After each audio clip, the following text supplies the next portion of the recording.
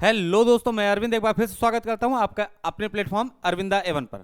दोस्तों, आज की क्लास में हम लोग बात करने वाले हैं क्लास 10th का लेक्चर नंबर 2। यदि हम लोग इसके पहले लेक्चर्स की बात करें तो इसके पहले लेक्चर में हमने लाइट सेगमेंट के अंदर एक लेक्चर आपको डिलीवर किया था। ठीक है, एक लेक्चर डिलीवर किया था, उसी चैप्टर को हम लोग कंटिन्यू करेंगे आगे लेक्चर नंबर 2 के नाम पे। ठीक है, तो सबसे पहली चीज बेटा, यदि हम लोग बात करें तो हम लोगों ने एक चैप्टर स्टार्ट किया था जिसका नाम है प्रकाश। ठीक है, प्रकाश को स्टार्ट किया था और प्रकाश में हम लोगों ने प्रकाश का परावर्तन, प्रकाश का परावर्तन, प्रकाश का परावर्तन, इसको हम लोगों ने डिस्कस कर रखा था इसके पहले वाले चैप्टर में। ठीक है बेटा, कि प्रकाश का परावर्तन क्या होता है, परावर्तन के कितने नियम होते हैं, ये सारी चीजें हम लोगों ने डिस्कस कर रखी थी। ठीक है, हम लोगों ने इसको डिस्कस कर रखी थी। ठीक है, अब यदि ये सारी चीजें डिस्कस हो रखी हैं तो इसके आगे हम लोग बात करेंगे जो यहां पर हमारे पास अवेलेबल है, मतलब इसके बाद वाली टॉपिक जो हमारे पास है वह है दर्पण।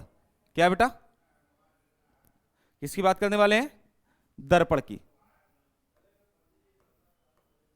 ठीक है बेटा, दर्पण। बात ये होती है दर्पण किसे कहते हैं। सामान्यतः चैप्टर को यदि ओपन करोगे देखोगे गोलीय दर्पण लिखा होगा, तो गोलीय दर्पण कहिए या दर्पण कहिए, बात है कहिए। ठीक है, गोलीय दर्पण लिख लेते हैं। ठीक है, परिभाषा क्या होती है भाई, डेफिनेशन क्या है इसकी? गोलीय दर्पण, गोलीय दर्पण, दर्पण किसी, गोलीय दर्पण किसी खोखले गोले का, गोलीय दर्पण किसी खोखले गोले का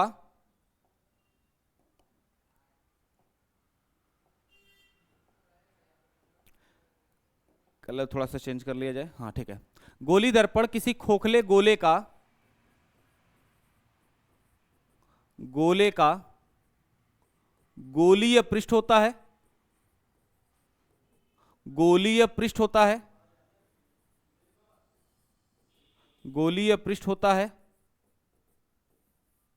होता है जिसका एक भाग, जिसका एक भाग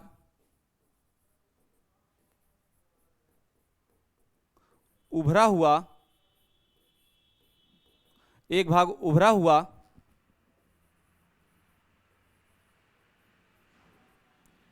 तथा दूसरा भाग, दूसरा भाग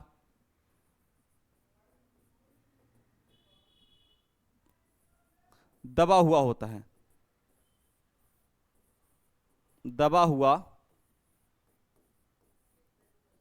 होता है। ठीक है बेटा, क्या लिखा गया? दर्पण। दर्पण की डिफिनेशन क्या कहता है? गोलीय दर्पण किसी खोखले गोले का गोलीय पृष्ठ होता है जिसका एक भाग उभरा हुआ था दूसरा भाग दबा हुआ होता है।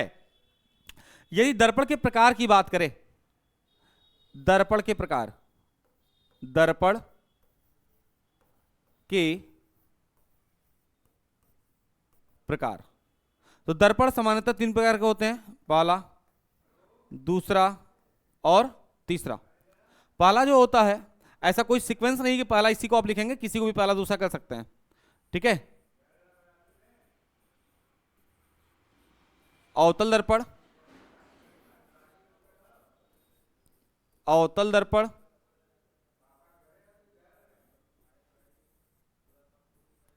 उत्तल दर्पण और समतल दर्पण, समतल दर्पण। ठीक है बेटा, यानी दर्पण की बात करें तो दर्पण की डिफिनेशन क्या होती है? गोलीय दर्पण किसी खोखले गोले का गोलीय पृष्ठ होता है जिसका एक भाग उभरा हुआ था दूसरा भाग दबा हुआ होता है। दर्पण के प्रकार की बात कर ले तो दर्पण 3 प्रकार के होते हैं, अवतल दर्पण, उत्तल दर्पण और समतल दर्पण।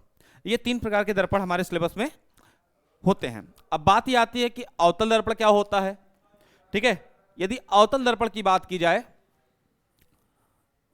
अवतल दर्पण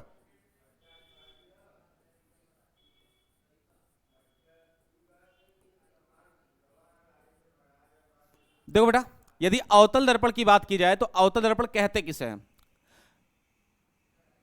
ऐसा दर्पण, ऐसा दर्पण जिसके जिसके दबे हुए पृष्ठ से दबे हुए पृष्ठ से पृष्ठ से पृष्ठ से प्रकाश का परावर्तन होता है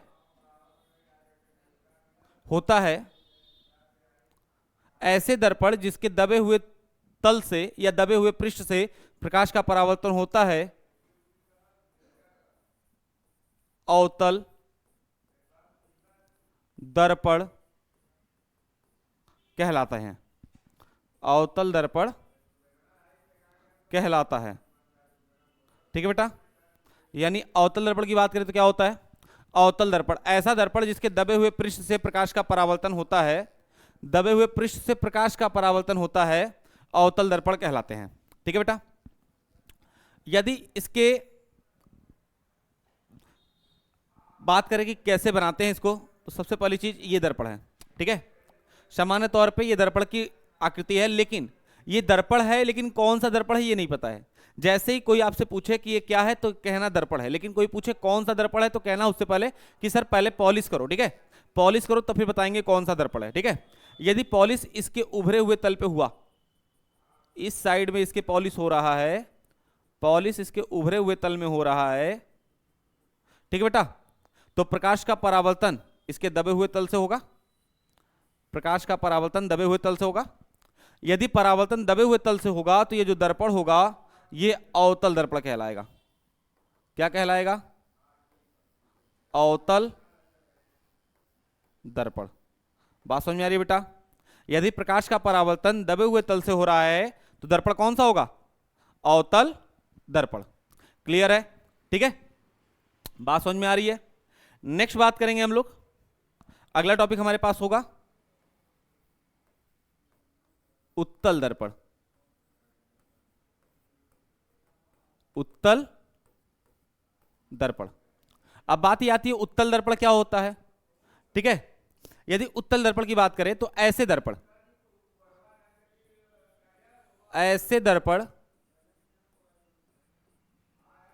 जिसके दबे हुए उभरे हुए तल से, जिसके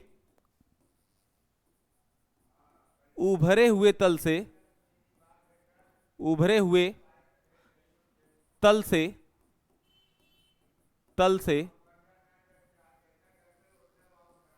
प्रकाश का परावर्तन ऐसे दर्पण जिसके उभरे हुए तल से प्रकाश का परावर्तन होता है उत्तल दर्पण कहलाते हैं। उत्तल दर्पण कहलाते हैं। ठीक है बेटा?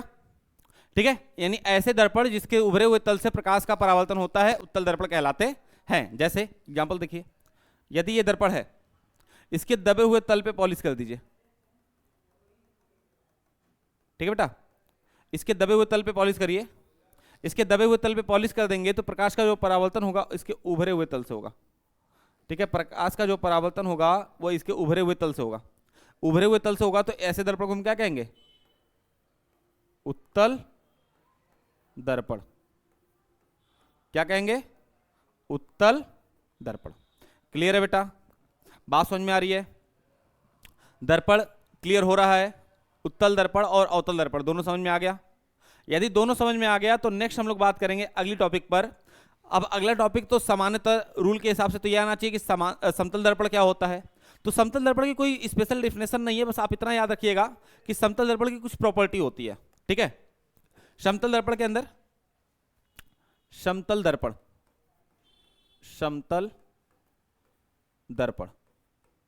समतल दर्पण की कुछ प्रॉपर्टी समझिए भाई, ठीक है। पहली, इसका फोकस बिंदु अनंत होता है। इसका जो फोकस बिंदु होता है, फोकस बिंदु जो होता है वो क्या होता है? अनंत होता है। दूसरी कंडीशन कि इसका V और U आपस में बराबर होते हैं। अर्थात इसका क्या मतलब है? इसका मतलब यह है कि यदि दर्पण के सामने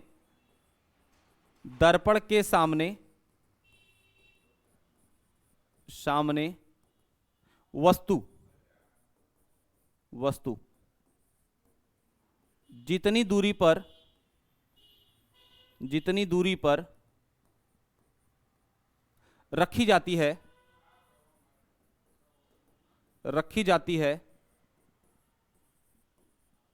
उस वस्तु का प्रतिबिंब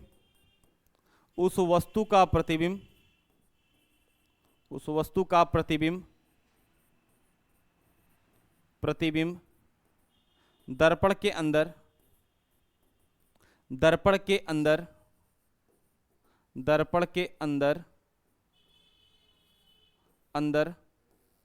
उतनी ही दूरी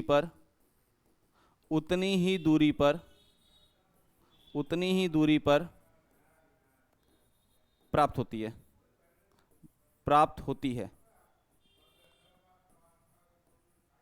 ठीक है बेटा। सबसे पहली चीज, समतल दर्पण के अंदर कोई डिफरेंशन नहीं है, लेकिन कंडीशन बस इतनी है, ये याद रखिएगा। ठीक है, ये याद रखिएगा, ये काम आएगा आपको। क्लियर है बेटा? इतनी बातें समझ में आ गई? इतनी बातें समझ में आ गई तो अगली टॉपिक की ओर बढ़ेंगे। हाँ, उसके साथ साथ आप लोग यदि चैनल पर नए हैं तो चैनल को सब्सक्राइब कर दीजिएगा। वीडियो अच्छी लग रही हो तो वीडियो को लाइक भी कर दीजिएगा। उसके साथ साथ यदि कोई सजेशन आपका हो तो कमेंट करके जरूर बताया करिए, जिससे हमारा मोटिवेशन बढ़ता है कि भाई हमें भी सुधार करने का मौका मिलता है। ठीक है, यदि कोई सजेशन हो तो जरूर बताइएगा। ठीक है, चलिए आगे बढ़ते हैं। अगले टॉपिक की ओर बात करें तो अगला टॉपिक हमारे पास है दर्पण से संबंधित कुछ महत्वपूर्ण परिभाषाएं। दर्पण से संबंधित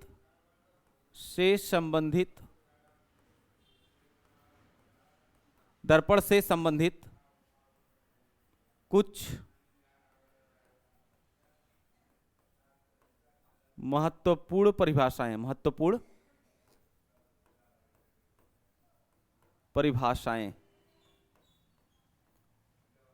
ठीक है बेटा। अब बात ये आती है कि महत्वपूर्ण डिफरेंशन के नाम पे कौन कौन सी डिफरेंशन हमें पढ़नी है। दर्पण से रिलेटेड, दर्पण से संबंधित ऐसी कौन कौन सी परिभाषाएं हमें पढ़नी है। तो दर्पण से संबंधित कुछ हमें 6 परिभाषाएं पढ़नी है। कौन कौन सी भाई? पहला, ध्रुव पढ़ना है। ठीक है। दूसरा, मुख्य अक्ष पढ़ना है। तीसरा, वक्रता केंद्र पढ़ना है। चौथा, वक्रता त्रिज्या पढ़ना है। पांचवा, फोकस बिंदु पढ़नी है। फोकस बिंदु पढ़ना है। और 6 पॉइंट पढ़ना है, फोकस दूरी।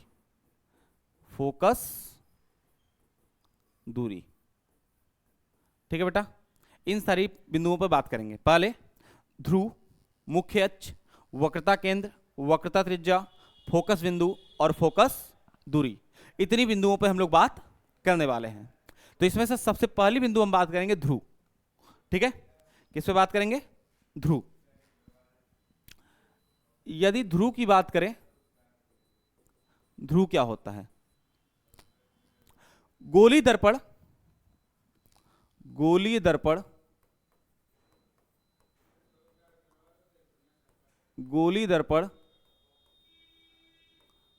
के मध्य बिंदु, गोलीय दर्पण का मध्य बिंदु, गोलीय दर्पण के मध्य बिंदु जो दर्पण को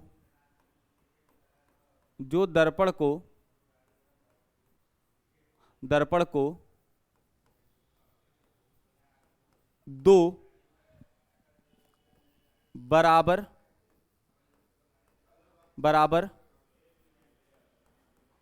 भागों में विभाजित करता हो, विभाजित करता हो, करता हो दर्पण का ध्रुव कहलाता है।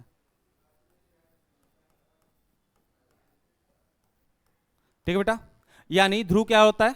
यदि कोई दर्पण है आपके पास, मान लीजिए ये दर्पण हमने बना दिया, इस दर्पण का मध्य बिंदु जो इस दर्पण को दो बराबर भागों में विभाजित करता हो, ठीक है, यानी ये दर्पण हमने बनाया तो इस दर्पण का मध्य बिंदु जो इस दर्पण को दो बराबर भागों में विभाजित करता हो, उसका इस दर्पण का मध्य बिंदु दर्पण का ध्रुव कहलाएगा। क्या कहलाएगा? दर्पण का ध्रुव कहलाएगा। आई बात समझ में? इसे कहते हैं पोल ऑफ द मिरर। ठीक है, पोल ऑफ द मिरर। दर्पण के ध्रुव को, यहां एक पॉइंट लिख लीजिएगा, दर्पण के ध्रुव को, दर्पण के ध्रुव को, दर्पण के ध्रुव को P से प्रदर्शित करते हैं। ठीक है बेटा, प्रदर्शित करते हैं। एक बात याद रखिएगा इसके साथ साथ कि कहीं कहीं P की जगह O से भी प्रदर्शित करते हैं ना, P के साथ साथ O से भी प्रदर्शित करते हैं, तो इस बात को ध्यान रखिएगा कि O भी लिखा हुआ है तो परेशान नहीं होना है। ठीक है, P और O दोनों से प्रदर्शित किया जाता है। ठीक है, चलो ठीक, क्लियर इतनी बातें? अब इतनी बातें यदि समझ में आ गई तो नेक्स्ट बात करेंगे हम लोग मुख्य अक्ष। मुख्य अक्ष,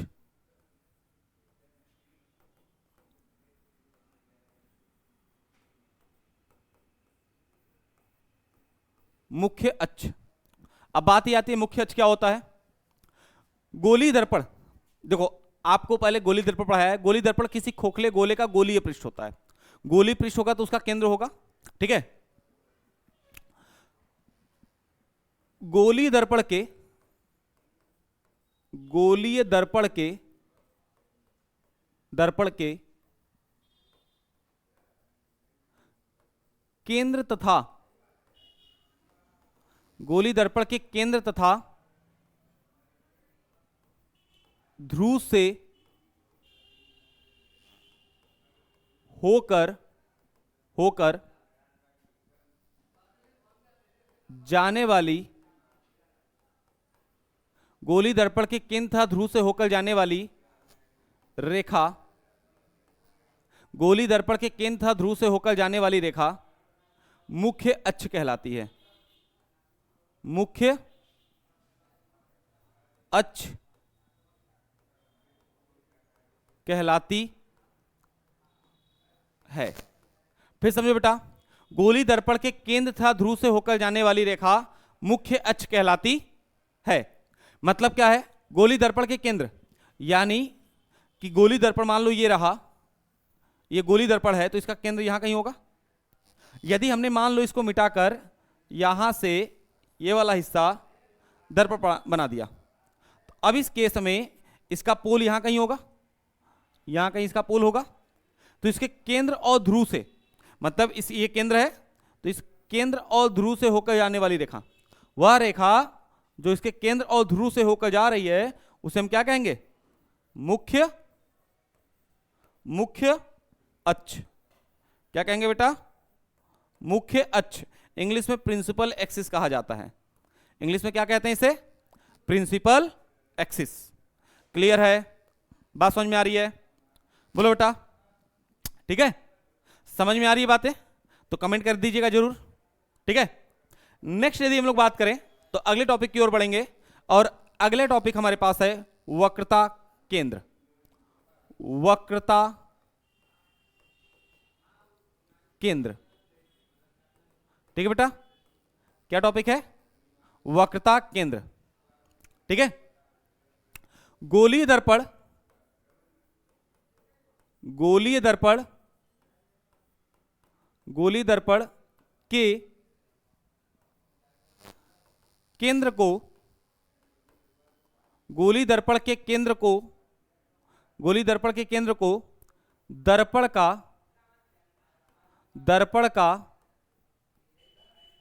वक्रता केंद्र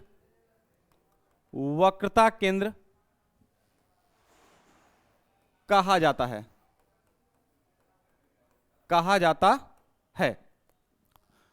वक्रता केंद्र को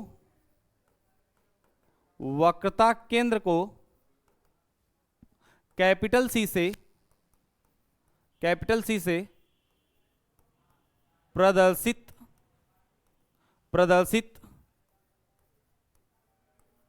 करते हैं।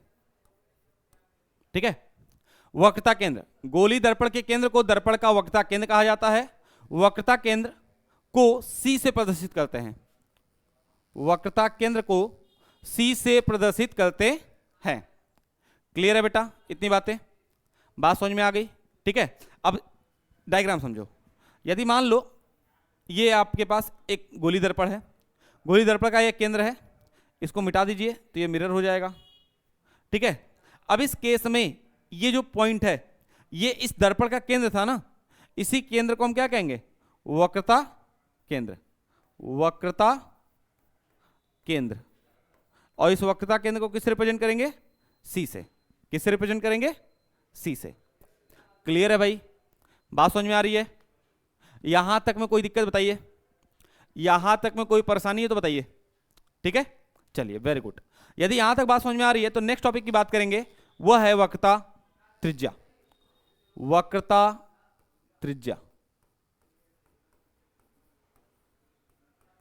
ठीक है,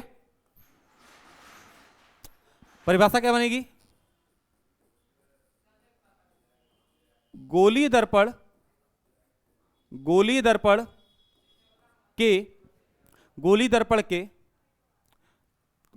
की त्रिज्या को, ऐसे लिखिए, गोली दर्पण की त्रिज्या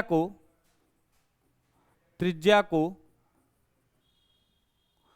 दर्पण की, गोली दर्पण की त्रिज्या को दर्पण की वक्रता त्रिज्या कहते हैं। वक्रता त्रिज्या कहते हैं। ठीक है बेटा, गोली दर्पण की त्रिज्या को दर्पण की वक्रता त्रिज्या कहते हैं। वक्रता त्रिज्या को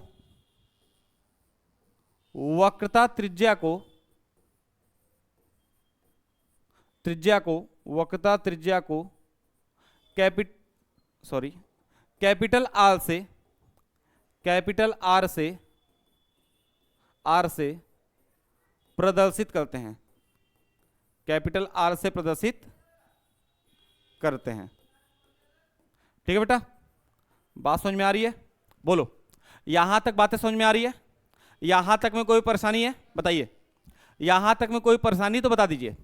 वक्रता त्रिज्या की बात कर रहे हैं। वक्रता त्रिज्या क्या होती है? गोली दर्पण की त्रिज्या को दर्पण की वक्रता त्रिज्या कहते हैं और वक्रता त्रिज्या को कैपिटल आर से प्रदर्शित किया जाता है। ठीक है, जनरल सी डिफिनेशन है, एकदम आसान सी, बहुत परेशान होने वाली नहीं। ठीक है, चलिए नेक्स्ट टॉपिक की बात करेंगे हम लोग, अगले टॉपिक की ओर। अगला टॉपिक हमारे पास जो है वो है फोकस बिंदु।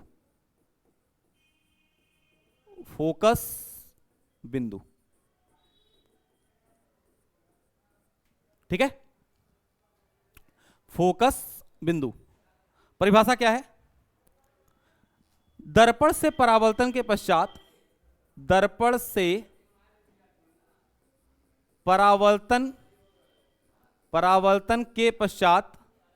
परावर्तन के पश्चात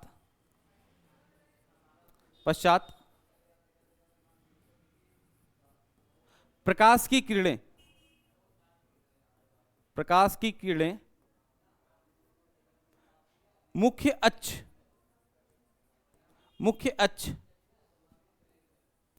के जिस बिंदु से होकर गुजरती है उस बिंदु को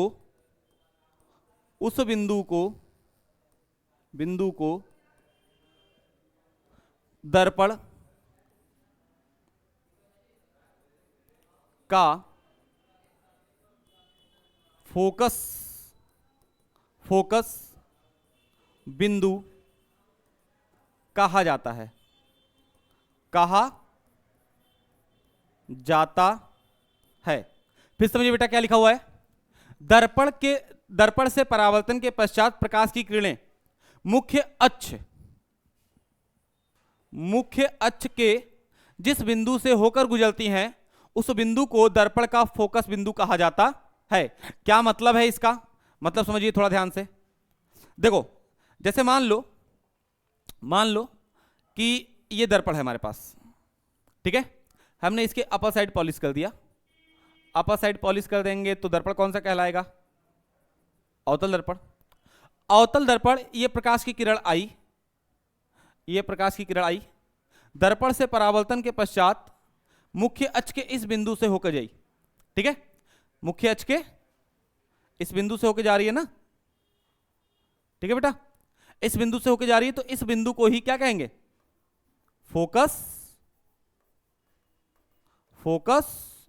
बिंदु, ठीक है। इस फोकस बिंदु को कैपिटल एफ से प्रदर्शित करते हैं, ठीक है बेटा। यानी यहां लिख लीजिए नोट पॉइंट करके, फोकस बिंदु को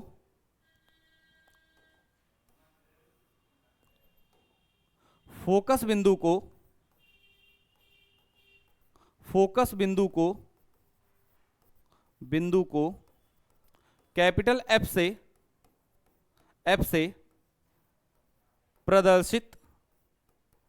प्रदर्शित करते हैं, ठीक है बेटा। फोकस बिंदु को कैपिटल एफ से प्रदर्शित करते हैं। उम्मीद है डायग्राम समझ में आ रहा होगा, ये सारी चीजें क्लियर हो रही होंगी, ठीक है। यदि इतनी बातें क्लियर हो गई तो नेक्स्ट हम लोग बात करेंगे अगला, फोकस दूरी। क्या बात करेंगे बेटा, फोकस दूरी। अब बात ये आती है फोकस दूरी किसे कहते हैं या क्या होता है। अब बात करेंगे कि फोकस दूरी क्या होती है या किसे कहते हैं, ठीक है बेटा। यदि फोकस दूरी की बात की जाए कि फोकस दूरी किसे कहते हैं तो समझिए थोड़ा ध्यान से। गोलीय दर्पण के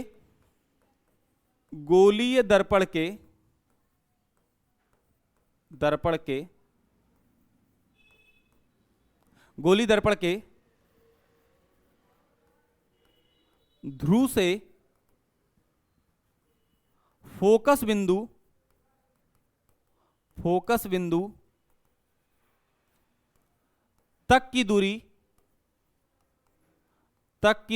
फोकस बिंदु तक की दूरी फोकस दूरी कहलाती है।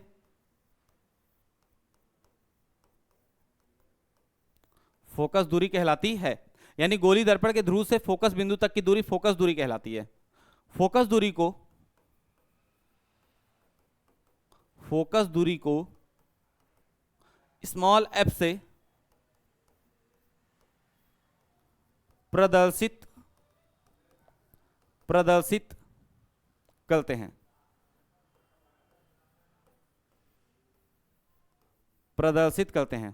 गोलीय दर्पण के ध्रुव से फोकस बिंदु तक की दूरी फोकस दूरी कहलाती है। फोकस दूरी एफ से प्रदर्शित, फोकस दूरी को सॉरी यहां लिखना चाहिए था, फोकस दूरी को एफ से प्रदर्शित करते हैं। अब डायग्राम देख लेते हैं थोड़ा ध्यान से। यदि डायग्राम की बात करें तो थोड़ा देखिए ध्यान से डायग्राम को। ये देखो ध्यान से, यदि मान लो ये फोकस पॉइंट है एफ, ये पोल है ध्रुव यानी पी, तो यहां से यहां तक की ये जो दूरी होगी ना, ठीक है, यदि यहां से यहां तक की ये जो दूरी है इसे स्मॉल एफ कहते हैं, ठीक है, जो क्या कहलाएगा, फोकस दूरी, ठीक है बेटा। यहां तक बात समझ में आ गई, यहां तक बातें समझ में आ गई। यदि यहां तक बातें समझ में आ गई तो फिर ठीक है, आज की वीडियो यहीं तक रखते हैं, मिलते हैं नेक्स्ट वीडियो में जल्दी ही, ठीक है। तब तक के लिए बाय बाय, थैंक यू।